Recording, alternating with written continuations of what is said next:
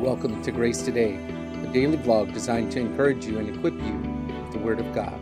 Let's begin. All right, friends, as we continue to think on Luke chapter 12, specifically verses 13 through 21, as we looked at this last week, I want to encourage you to consider again the command that Jesus gives to this man from the crowd and how he responds to him. He tells him in verse 15 to be on guard, to look out, to be on guard, to be careful, to guard yourself against. He gives two different forms of the command.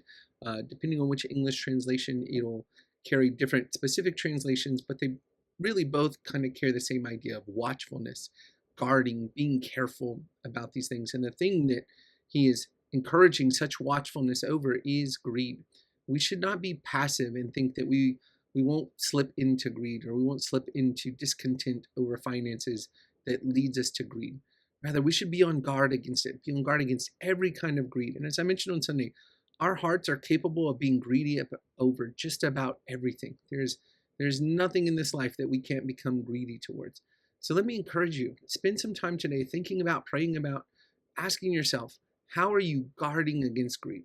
Not how are you not greedy or how are you greedy, but how are you guarding yourself against greed? How are you being watchful against greediness? How are you being generous and willing to sacrifice? How are you being content with what the Lord's giving you? These are ways that we guard against greed. We don't just take a passive approach thinking, greed won't bother me. No, we have to actively guard against it by being generous, by working diligently, by being content and cultivating contentment over the Lord's providence in our lives.